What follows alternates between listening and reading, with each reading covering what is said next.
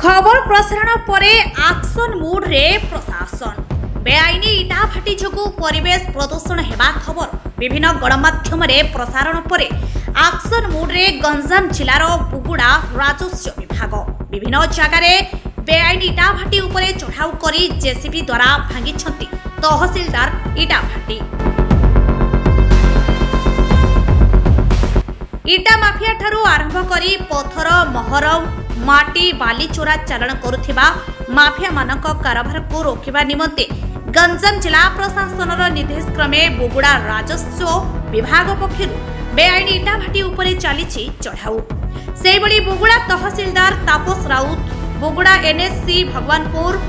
भामसियाली संकुर कुंजवन आदि गाँव में पहुंची बेआईनी इटा भाटी उपरे चढ़ाऊ करी 4 गोटी इटा भाटी भांगिबा सहित माफिया मानक ठारू प्राय 7 लाख टंका फाइन आदाय करा जायछि। समस्त अंचल रे बुली इटा भाटी बंद करबा पई माफिया मानक कहबा सह बेआईनी इटा भाटी को कोनोसी प्रकारे प्रशय दिया जिवो नाही बोली सूचना दैछंती बुगुड़ा तहसीलदार श्री राउत। जो समय रे आम निकट को दृष्टिगोचर है जे किसी इटा भाटी पड़ी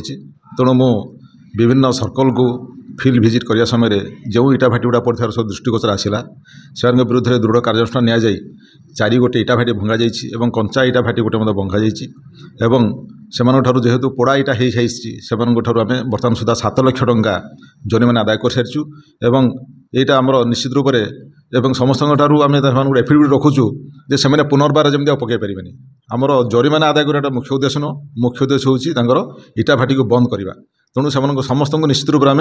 दृढ़ हस्तर दमन करूँ इटा भाटी भविष्य जमी पड़ो ना ये अंचल से आम दृष्टि देवु। गंजामरू रंजित जेना वीडियो जर्नालिस्ट सुमन पात्र रिपोर्ट स्वतंत्र न्यूज।